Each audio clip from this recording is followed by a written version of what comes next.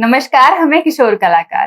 तो स्वागत है आपका बीएफए के क्रैश कोर्स के 6th एपिसोड में। और आज के इस एपिसोड में हम पढ़ेंगे इंडो इस्लामिक आर्किटेक्चर। ओके, तो जैसे कि आप सभी जानते हैं कि अभी हमने अपने लास्ट एपिसोड में जो टेम्पल आर्किटेक्चर के जो 2 स्टाइल है उनको डिस्कस किया था, उनके जो भी कैरेक्टरिस्टिक्स हैं उनको थोड़ा सा जानने की कोशिश की थी। उसके अलावा जो उसके मेन एग्जाम्पल्स थे उनको हमने थोड़ा सा डिस्कस कर लिया था। ठीक है, तो अब हम पहुंच गए अपने सेकंड स्टेप की तरफ।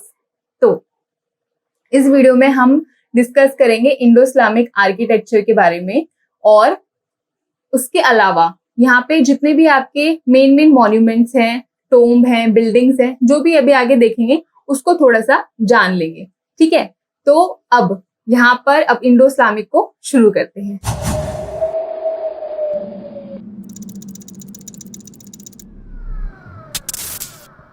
तो अब हम देखते हैं कि ये जो इंडो इस्लामिक शब्द का मैं इस्तेमाल कर रही हूँ, इंडो इस्लामिक, तो इसमें जैसे कि 2 शब्द आ गए हैं, तो ये इंडो इस्लामिक क्या है और इंडो इस्लामिक आर्किटेक्चर क्या है। ठीक है, इसको अब हम थोड़ा सा जानेंगे। तो जैसे कि जो इंडो है, इंडो मतलब कि आपका लगा लो इंडियन आर्किटेक्चर, राइट। और जो इस्लाम है ना, दूसरा वर्ड है इस्लाम, तो फिर आप लगा लो जो इस्लाम का आर्किटेक्चर है। ठीक है, तो हम ये देखते हैं कि जो इंडियन आर्किटेक्चर है और जो इस्लाम आर्किटेक्चर, जो इस्लाम का आर्किटेक्चर, उसको जो मिलाकर एक आर्किटेक्चर बनाए, यानी कि जो दोनों स्टाइल्स है उनका जब अमेलगमेशन हो गया है, जो दोनों के पैटर्न्स हैं, जो दोनों के विशेषताएं हैं, जो कैरेक्टरिस्टिक्स हैं, है ना, कैरेक्टरिस्टिक्स हैं जो दोनों के, कुछ एलिमेंट्स ये वाले और कुछ एलिमेंट्स इनके, उनका जो अमेलगमेशन हो गया है, जो मिश्रित हो गई है शैली, उससे जो एक शैली उत्पन्न हुई है, जो हमारी निकल कर आई है सामने, उसको हम बोलते हैं इंडो इस्लामिक आर्किटेक्चर। ओके, तो अब हम यहाँ पर देखेंगे, इसको भी समझने से पहले हम थोड़ा ओरिजिन को जान लेते हैं, जो इसका शुरुआत जो हो रही है इसकी, उसको हम थोड़ा सा जान लेते हैं। तो हम देखते हैं कि अराउंड 7th-8th सेंचुरी में हम देखते हैं कि जो इस्लाम है ये भारत में आता है, यानी जो इस्लाम रिलीजन है ये भारत में आता है, इंडिया में आता है, राइट। और फिर जितने भी आपके ये मुस्लिम जो ट्रेडर्स हैं, मर्चेंट्स हैं, रूलर्स हैं, और हम बोल रहे हैं कि साधु संत सारे इंडिया में आते हैं इस टाइम के दौरान, और यहाँ पर आकर रहने लग जाते हैं, अटैक करते हैं ये इंडिया पर। ठीक है, और हमारे इंडिया के कुछ राज्यों में फिर ये रहने लग जाते हैं, अपनी बिल्डिंग्स बनाने लग जाते हैं। बहुत ही सरल भाषा में आपको मैं समझा रही हूँ, तो ध्यान से सुनिए। तो फिर क्या होता है कि हम देखते हैं कि जितना भी आपका थोड़ा सा सिंध का जो एरिया है, गुजरात का जो एरिया है, यहाँ पर ये थोड़ा सा कवर कर लेते हैं और अपनी बिल्डिंग्स बनाने लग जाते हैं। लेकिन जब हम बात करते हैं इंडो इस्लामिक आर्किटेक्चर के बारे में, तो जितने भी हम बोले कि ये जो वास्ट लेवल पे जो आर्किटेक्चर बना है, एक बहुत ही बड़े एरिया को हम लोग कवर कर रहे हैं, क्षेत्र को कवर कर रहे हैं, तो हम देखते हैं कि ये जो काम होता है ना 13th सेंचुरी में होता है। जैसे कि आप सभी जानते ही होंगे, हिस्ट्री में आपने पढ़ाई होगा कि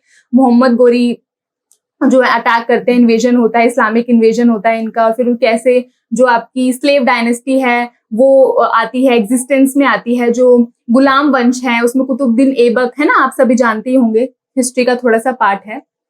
जस्ट आपको एक आइडिया दे रही हूँ कि किस तरह से चीजें फ्लरिश कर रही हैं और कैसे हम डेवलपमेंट देखते हैं अंदर आने वाले टाइम में। ठीक है, तो अब हम देखते हैं कि ये जो जितनी भी जो फिर इसके बाद फिर ये डायनेस्टी आती है, और जो है हमारे इंडिया में मॉस्क बनने लग जाती है, मिनारेट्स हम देखते हैं, मीनार देखते हैं हम, है ना, इसको हम टावर भी बोलते हैं, बनने लग जाती है, मॉस्क बनने लग जाती है, मदरसे बनने लग जाते हैं, यानी कि जहाँ पे एजुकेशन दी जाती है, तालीम दी जाती है, राइट।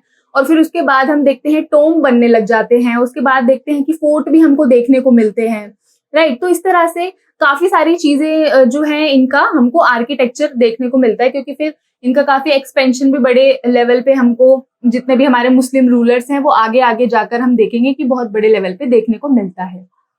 ओके, तो अब हम यहाँ पर इस बात को बहुत ज्यादा जानना जरूरी है कि जब हम इंडो इस्लामिक आर्किटेक्चर की बात करते हैं, तो हम देखते हैं कि जो इस्लाम धर्म है, इसको पहले समझने की हम कोशिश करेंगे कि इस्लाम धर्म है तो है क्या। ठीक है, तो जैसे कि आप सभी जानते हैं कि जो हिंदू होता है, मतलब जो हिंदुइज्म होता है, हिंदुइज्म में हम आइडल वर्शिप की बात करते हैं, यानी कि हम मूर्ति पूजा की बात करते हैं, है ना।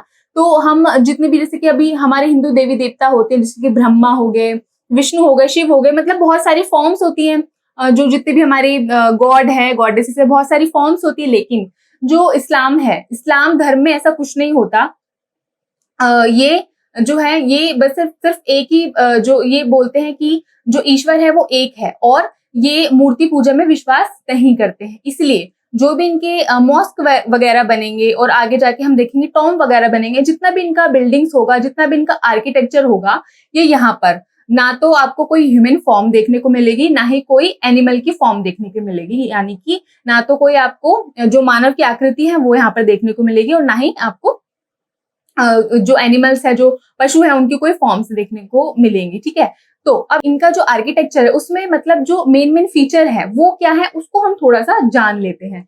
ठीक है, तो हम देखते हैं कि इंडो इस्लामिक आर्किटेक्चर में हम देखते हैं कि बहुत बड़े लेवल पर डोम का इस्तेमाल होने लग जाता है, राइट। बहुत बड़े बड़े लेवल पे मॉस्क बनाने लग जाते हैं ये लोग। तो अब यहाँ पे ये जो मॉस्क का कॉन्सेप्ट है, जो हम देखते हैं कि बहुत देखो मॉस्क जो इनका मस्जिद बना है, जो मॉस्क है वो भी बहुत सारी है। ठीक है, लेकिन हम सिर्फ मेजर मेजर मॉस्क जो है उन्हीं के बारे में बात करेंगे, उन्हीं को कवर करेंगे, राइट। तो हम देखते हैं कि जो इनकी मॉस्क है वहां पर इनमें मतलब कि आप जानते हैं कि इनके अंदर क्या होता है, इस्लाम धर्म में क्या होता है कि इनकी जो रिलीजियस प्रैक्टिस होती है, जैसे कि आप सभी जानते हैं, जो इनकी जो रिलीजियस प्रैक्टिस होती है उसमें हम देखते हैं कि ये नमाज अदा करते हैं, है ना। और ये जो नमाज होता है ना, ये जो नमाज अदा करते हैं उसमें हम देखते हैं कि कांग्रीगेशन में नमाज अदा करते हैं, यानी कि बड़े समुदाय में नमाज अदा करते हैं। इसलिए हम देखते हैं कि ये ना बहुत बड़े लेवल पे, बहुत ही एकदम लार्ज स्केल में बहुत बड़ी बड़ी मॉस्क हमको देखने को मिलती हैं, राइट। फिर उसके बाद हम देखते हैं कि हाँ, तो अभी हम थे अपने एलिमेंट्स में, अपने कैरेक्टरिस्टिक्स में। तो हम देखते हैं कि यहाँ पे बहुत बड़े बड़े डोम्स का इस्तेमाल ये लोग करते हुए नजर आते हैं, आर्चेस का भी इस्तेमाल हुआ। उसके अलावा हम और बात करें तो हम देखते हैं कि बहुत ही बड़े लेवल पे ज्योमेट्रिक पैटर्न्स का हमको इस्तेमाल देखने को मिलता है, राइट। फिर उसके बाद कैलीग्राफी का भी इस्तेमाल यहाँ पर हमको देखने को मिलता है। अच्छा, कैलीग्राफी मतलब सुलेखन, यानी कि जो हमारे शब्द होते हैं उनको बहुत ही सुंदर सुंदर तरीके से लिखने को बोलते हैं कैलीग्राफी। और ये जो कैलीग्राफी का इस्तेमाल है, कुरान की जितनी भी आयतें हैं उसको लिखने के लिए किया गया। इनके मॉन्यूमेंट्स पे हम देख सकते हैं ना, ताजमहल पर भी है। उसके अलावा कैलीग्राफी का यूज कुतुब मीनार पर भी किया गया है। आगे आगे थोड़ा सा और देख लेंगे। उसके बाद हम देखते हैं कि इनका जो आर्किटेक्चर होता है वहां पर एराबेस्क का भी इस्तेमाल किया जाता है। अच्छा, तो ये एराबेस्क है क्या? तो एराबेस्क जो है यानी कि वही आपका जितना भी फॉलिएज हो गया, बेल बूटे हो गए, है ना, लीव्स वगैरह हो गई, रिदमिक लीनियर पैटर्न्स का इस्तेमाल हमको यहाँ पर देखने को मिलता है। उसके अलावा हम देखते हैं कि जितना भी बिल्डिंग्स है, मॉन्यूमेंट्स है, वहां पर जाली वर्क का भी बहुत बहुत बहुत बड़े लेवल पे काम किया गया। बहुत ही सुंदर सुंदर पैटर्न आपको देखने को मिलेंगे। उसके अलावा हम देखते हैं कि पेट्रा ड्यूरा जो टेक्निक है उसका इस्तेमाल किया गया। अच्छा, तो अब पेट्रा ड्यूरा टेक्निक क्या है? पेट्रा ड्यूरा टेक्निक का मतलब है इनले वर्क, या फिर इसको हम कट एंड फिट टेक्निक भी बोलते हैं। इसमें होता क्या है कि जो एक स्टोन होता है, फिर हम बोले कि एक स्टोन की स्लैब है, उसको काट के उसके अंदर दूसरा स्टोन फिट किया जाता है, राइट। और अब इसके एग्जांपल्स हम आने वाले जो हमारी बिल्डिंग्स है वहां पर हम देखेंगे पेट्रा ड्यूरा का इस्तेमाल।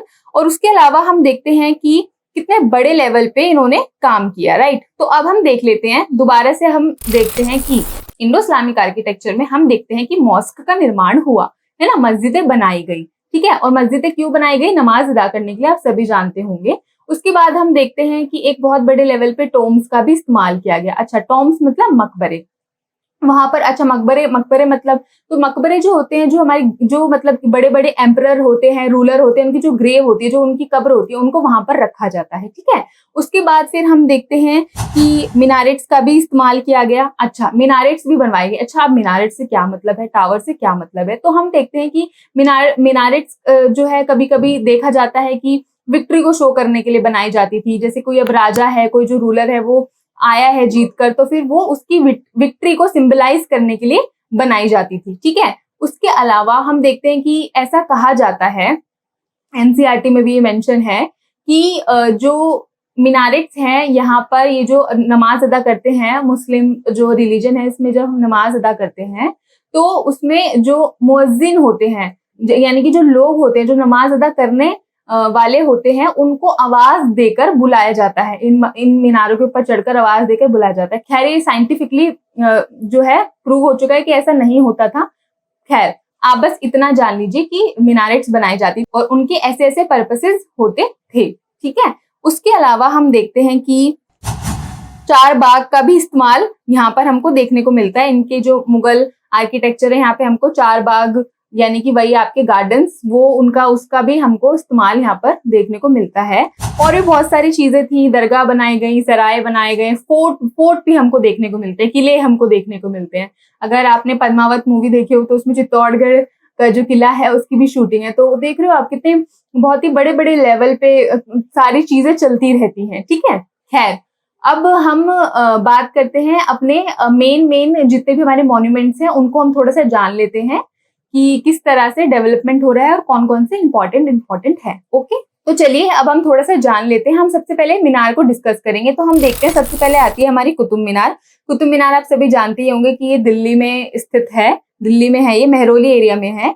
तो हम देखते हैं कि इसका जो निर्माण है कुतुबुद्दीन ऐबक द्वारा किया गया। और अगर हम बात करें कि इसको कंप्लीट करने की, तो हम देखते हैं कि जो इसको कंप्लीट किया गया वो इल्तुतमिश द्वारा किया गया, राइट। तो अब उसके बाद बल्कि इसकी एक इल्तुतमिश ने इसमें 3 स्टोरीज जो है वो ऐड करवाई, 3 हम बोले कि फ्लोर्स इन्होंने ऐड करवाए। और उसके अलावा जो आपका टॉप स्टोरी हो गई या फिर हम बोले जो टॉप फ्लोर है वो फिरोज शाह तुगलक द्वारा कंप्लीट किया गया। खैर, इतना गहराई में पूछते नहीं है क्वेश्चन, मगर हाँ बस आपको इतना पता होना चाहिए कि इसका जो कंस्ट्रक्शन है वो कुतुबुद्दीन ऐबक द्वारा किया गया और जो कंप्लीट है वो इल्तुतमिश द्वारा किया गया, राइट। तो उसके बाद देखते हैं हम कि एक चांद मीनार भी है। जो चांद मीनार है वो हम देखते हैं कि वो दौलताबाद फोर्ट कॉम्प्लेक्स के पास है और उसका जो निर्माण है हम देखते हैं, जो कंस्ट्रक्शन है वो 15th सेंचुरी में किया गया अलाउद्दीन बहमनी के द्वारा, और ये जो है महाराष्ट्र में है, राइट। अब वही बात अगर हम मॉस्क की कर लें तो यहाँ पर 2 मेजर मॉस्क हैं।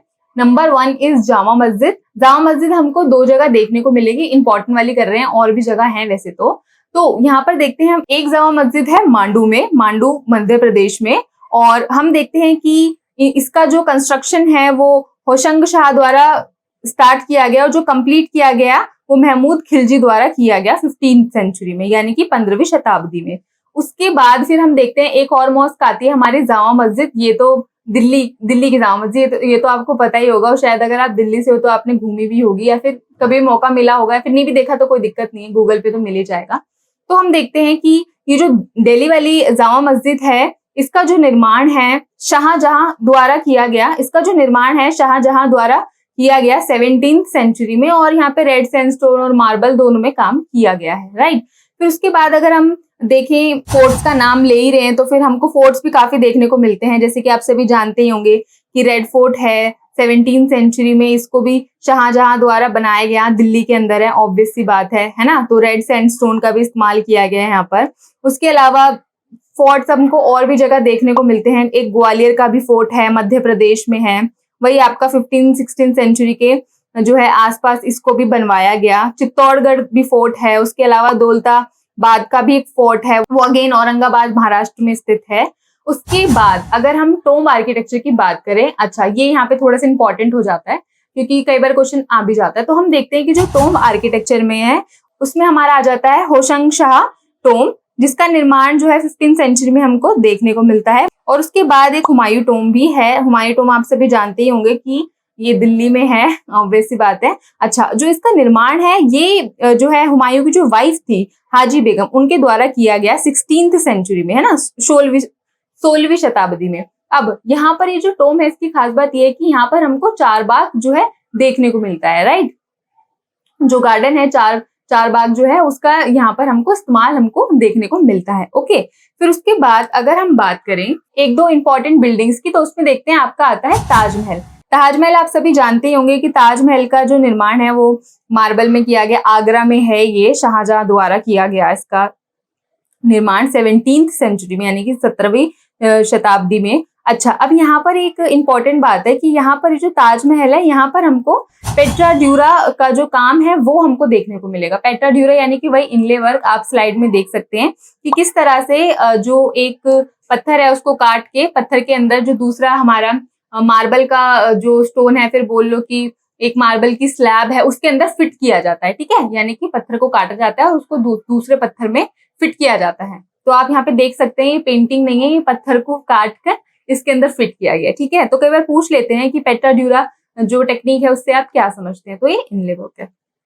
चलिए, तो अब यहाँ पर हम देखते हैं कि कैलीग्राफी का भी इस्तेमाल किया गया है। आप यहाँ पर स्लाइड में देख सकते हैं। अच्छा, यहाँ पर ये जो स्टोन्स है, हम देखते हैं कि ये जो स्टोन है इसमें ग्रीन का भी है, रेड भी है, और हम बोलें कि येलो कलर का भी इस्तेमाल देखने को मिलता है, और स्पेशली आपको ब्लू कलर का इस्तेमाल यहाँ पे देखने को मिलेगा। अब ये जो ब्लू कलर है, ये जो लेपिस लाजुली स्टोन है जो कि इंपोर्ट होता था अफगानिस्तान से, वो यहाँ पर लाया जाता था और यहाँ पर उसका इस्तेमाल हमको देखने को मिलता है। ठीक है, तो लेपिस लाजुली हम कह सकते हैं कि एक सेमी प्रीशियस स्टोन है। ठीक है, और उसका इस्तेमाल हमको यहाँ पर देखने को मिलता है, ताजमहल में देखने को मिलता है। और अगेन ताजमहल भी आप देख ही सकते हैं कि मार्बल से बना हुआ है, और कुछ कुछ जगह हमको जो है सैंडस्टोन का भी इस्तेमाल यहाँ पर देखने को मिलता है। मिनारेट्स आप देख सकते हैं, डोम आप देख सकते हैं, कितने बड़े लेवल पे हमको यहाँ पे डोम का इस्तेमाल देखने को मिलता है। ओके, फिर उसके बाद हम देखते हैं कि एक गोल गुंबज है हमारा बीजापुर का, गोल गुंबद है हमारा बीजापुर का, वही आपका कर्नाटक में है। और हम देखते हैं कि इसका जो कंस्ट्रक्शन है वो 17th सेंचुरी में मोहम्मद आदिल शाह द्वारा किया गया, राइट। और ये बहुत बड़ा डोम है। कई बार पूछ लेते हैं कि जो गुंबद है, जो गोल गुंबद है, वो कहाँ पर स्थित है। ठीक है, तो आप प्लीज थोड़ा सा एक बार देख लेना, डेट शीट्स देख लेना इसकी, तो ये कभी कभी पूछ लेते हैं, राइट। तो ये जो थे आपके मेन एग्जांपल्स थे, तो थोड़ा सा हमने इनको जान लिया है, और थोड़ा सा जो कॉन्सेप्ट है इंडो इस्लामिक आर्किटेक्चर का, जो उनकी विशेषताएं हैं, वो सारी हमने जान ली है, और इनका पर्पस देख लिया है, बिल्डिंग्स का जो पर्पस था, ये किस तरह से बनाई गई, और भी बहुत सारी चीजें थी। खैर, पढ़ने को बहुत कुछ है, इनमें भी बहुत सारे स्टाइल्स होते हैं, और उनमें भी बहुत सारी डिटेलिंग्स होती है, और सारे हम देखते हैं कि कैसे एकदम रीजनल लेवल पे भी जो है, स्टेट लेवल पे भी काम होता है, और फिर उसके बाद हम देखते हैं कि एक बड़े लेवल पर भी हमको अलग से काम देखने को मिलता है। मतलब बहुत बहुत ज्यादा है ना, वेरिएशंस हमको यहाँ पर मिलती है। लेकिन अब अभी हमको फिलहाल के लिए बस इतना जान लेना काफी है। बाकी आप भी अपनी तैयारी करते रहिए, हम तो बता ही रहे हैं आपको, लेकिन आप अपनी तरफ से भी और पढ़ते रहिए। और उसके अलावा अब थोड़ा सा रिकैप हम ले लेते हैं कि आज के इस लेसन में जो है हमने क्या क्या पढ़ा। तो नंबर 1 हम देखते हैं कि जो इस्लाम है वो इंडिया में आता है, उसके बाद 13th सेंचुरी के करीब हम देखते हैं कि कितने बड़े लेवल पे जो है बिल्डिंग्स का कंस्ट्रक्शंस जो है बनना शुरू हो जाता है। अलग अलग स्टोन्स का इस्तेमाल होता है, सैंडस्टोन होता है, मार्बल होता है, और भी जो है जहाँ पर जो लोकल स्टोन्स है, जो लोकल मटेरियल है, उनके द्वारा भी उनका इस्तेमाल करके बिल्डिंग्स का कंस्ट्रक्शंस किया जाता है, राइट। खैर, लेकिन हम इतना डिटेल में नहीं गए हैं, बस ऊपर ऊपर से हमने देख लिया है जो जो हमारे इंपॉर्टेंट थे। तो हमने देखा कि इस्लाम का कैसे यहाँ पर हमको देखने को मिलता है कि किस तरह से स्प्रेड हो रहा है, कैसे बिल्डिंग्स बन रही हैं, बड़े लेवल पे बिल्डिंग्स बन रही हैं। तो उसके बाद देखा कि कितने टाइप्स के इनके आर्किटेक्चर्स होते हैं, ये टोम बनाते हैं। उसके बाद फिर हम देखते हैं, टोम का मतलब वही मकबरे बनाते हैं। उसके बाद फिर हम देखते हैं कि मॉस्क का बहुत बड़े लेवल पे कंस्ट्रक्शन शुरू हो जाता है। फिर उसके बाद हम देखते हैं फोर्ट भी बनते हैं। फिर उसके बाद हम देखते हैं कि किस तरह से मिनारेट्स भी बनती हैं, आपकी मीनार या फिर टावर आप जिसको बोल सकते हो, वो बनती है। और भी बहुत सारी चीज हैं, कहने को तो दरगाह भी बनती हैं, और जो मदरसे होते हैं वो भी बनते हैं, सराय भी बनते हैं, दीवाने आम है, दीवाने खास है, और भी बहुत बहुत सारी चीजें हैं। वो इतना नहीं करा हमने, लेकिन हमने जो है मेन में उसको जान लिया, ठीक है। तो उसके बाद देखते हैं कि इनके जो कैरेक्टरिस्टिक्स हैं, जो विशेषताएं हैं इन शैली की, वो क्या क्या है। तो हम देखते हैं कि जो डोम है, उसका जो गुंबद है, गुंबद का इस्तेमाल हमको बहुत बड़े लेवल पे देखने को मिलता है ना। जितने भी टोम्स वगैरह हैं उसमें गुंबद का इस्तेमाल आपको देखने को मिलेगा। जो मॉस्क है उसमें गुंबद का इस्तेमाल देखने को मिलेगा। उसके बाद ताजमहल की भी हम बात करें, है ना, तो इस तरह से हम देखते हैं कि गुंबद का इस्तेमाल देखने को हमको मिलता है। आर्चेस बननी शुरू हो गई है। उसके बाद कैलीग्राफी का इस्तेमाल हमको देखने को मिलता है। पेट्राड्यूरा टेक्निक का इस्तेमाल हमको देखने को मिलता है। एराबेस्क का जो काम है वो हमको देखने को मिलता है। जितने भी फॉलिएज वगैरह होते हैं, ज्योमेट्रिक पैटर्न्स, सब ये सब चीजें बनाते हैं, क्योंकि ह्यूमन जो फॉर्म है उसका इस्लाम में जो है वो नहीं किया जाता है, अंकन नहीं किया जाता है, ठीक है। फिर उसके बाद हम देखते हैं कि जाली वर्क यहाँ पर किया जाता है। तो ये सारे कैरेक्टरिस्टिक्स हैं, राइट। फिर उसके बाद हमने जाना कि कौन कौन से हमारे मेजर बिल्डिंग्स हो गई। तो उसमें हमने देखा कि जामा मस्जिद हो गई हमारी, एक तो आपकी हो गई जो दिल्ली में है जामा मस्जिद, और एक जो दूसरी वाली जामा मस्जिद है वो हो गई आपकी मांडू में। फिर उसके बाद हमने देखा कि जो टोम्स है, हुमायूं टॉम हो गया। फिर उसके अलावा हमने देखा कि एक होशंग शाह टॉम है, वो हो गया, है ना। फिर उसके बाद हमने देखा एक गोल गुंबद है कर्नाटक में, वो भी हमने देख लिया। फिर ताजमहल के बारे में थोड़ा सा जान लिया। मिनारेट्स में हमने 2 मिनारेट्स ले ली, जिसमें एक है कुतुब मीनार और जो दूसरी है वो आपकी हो गई चांद मीनार। और 2-4 फोर्ट्स के बारे में जान लिया, वही दौलताबाद फोर्ट हो गया, आपका ग्वालियर का फोर्ट हो गया, तो वही जो मेन है वो हमने देख लिया, लोकेशन उनकी देख ली, ठीक है। तो अब ये सारी चीजें हमने जान ली हैं, ठीक है। तो अभी हमको उम्मीद है कि आपको थोड़ा सा कॉन्सेप्ट क्लियर हुआ होगा कि किस तरह से जो है चीजें चलती हैं, ठीक है, और किस तरह से हम काम करते हैं। जब भी कोई नई शैली का या फिर कोई नई स्टाइल का जो है डेवलपमेंट होता है, तो हमेशा याद रखना कि जो पहले की जितनी भी चीजें बनी है ना, उसका कहीं ना कहीं से इन्फ्लुएंस आपको आएगा ही आएगा, है ना। जैसे कि अभी हमने पढ़ा था कि जो मंदिर है उसमें हमने शिखर का इस्तेमाल देखा था, लेकिन जो इंडो इस्लामिक आर्किटेक्चर, यहाँ पे हमको डोम का इस्तेमाल देखने को मिलता है ना, मतलब मोटा मोटा हम आपको बता रहे हैं। तो मतलब कि आपको जो पहले वाली चीजें हैं उसमें से थोड़ा सा हटके भी चीजें मिलेंगी, और कहीं ना कहीं जो है इन्फ्लुएंस भी आपको देखने को मिलेगा, जैसे कि लोकल मटेरियल का यूज कर लिया। और भी अगर हम थोड़ा डिटेल में जाते तो हम देखते हैं कि जो हिंदू टेम्पल आर्किटेक्चर है उसकी मतलब कि जो तोरण द्वार है उनका इस्तेमाल करते हैं ये इंडो इस्लामिक आर्किटेक्चर में। जो बेल्स होती हैं, जो घंटियां होती है हमारी मंदिर की, वो इंडो इस्लामिक में ये इस्तेमाल करते हैं। तो जब भी तो हम बोलते हैं कि इंडो इस्लामिक है, लेकिन अभी हम उतना डिटेल में गए नहीं है, इतना पूछा भी नहीं जाता है, तो मगर हमने आपको थोड़ा सा ऊपर ऊपर से बता दिया है, ठीक है। तो अब हमको उम्मीद है कि आपको ये समझ आया होगा और अपनी तैयारी कर रहे होंगे। भाई सब करते रहो, अच्छे से लगे रहो, ठीक है, क्योंकि अभी कुछ ही दिन बचे हैं। तो अगर अभी थोड़ा अच्छे से पढ़ लोगे तो आपके चांसेस ज्यादा हैं अपना जो भी एग्जाम है उसको अच्छे से आप अटेम्प्ट कर पाओगे। और उसके अलावा यहाँ पर मैं एक बात ऐड करना चाहती हूँ। अभी तो हमारी वीडियोस बन रही हैं, ठीक है, अभी आज इंडो इस्लामिक हुआ है, हम सोच रहे थे कि मिनिएचर इसमें ऐड कर दे, पर हो नहीं पाया। तो अब यहाँ पर क्या है, अभी हम इसके बाद मिनिएचर पढ़ेंगे, उसके बाद फिर वही सब आगे जाएंगे हम। आपका जितना भी ख्याल मैं पहले भी बोल चुकी हूँ, मॉडर्न एंड देन उसके बाद कंटेम्प्रेरी का आर्टिस्ट देखेंगे। तो उसके अलावा थोड़ा ना वेस्टर्न आर्ट से भी क्वेश्चन आते हैं, ऐसा देखा गया है। तो वेस्टर्न आर्ट से भी आते हैं, और कई बच्चे जीके का भी पूछ रहे थे, तो ये सारे आपका वही मिसलेनियस में आ जाएंगे, ठीक है।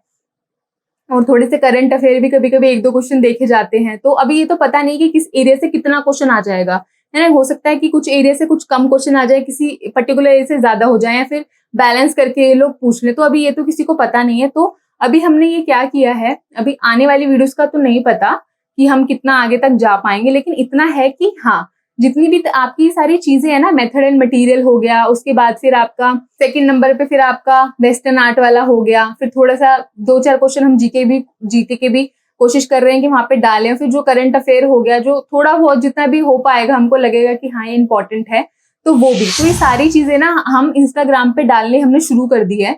इंस्टाग्राम पे जाओ और वहां पर है ना क्विज, हमने सीरीज जो है क्विज, वहां पे जो क्विज की जो सीरीज है वो हमने शुरू कर दिया, और हम अपनी पूरी कोशिश कर रहे हैं कि जितने ज्यादा क्वेश्चन हम वहां पर डाल पाए, जो जितने भी प्रीवियस ईयर पेपर से भी आए हैं वो भी इन्वॉल्व किए जाए, और है ना आपको है ना एक आदत हो जाए प्रैक्टिस की, और आपके अंदर भी थोड़ा सा कॉन्फिडेंस बिल्ड हो कि हाँ यार हम भी कर सकते हैं, और ठीक है हमको आ रही हैं चीजें, ठीक है।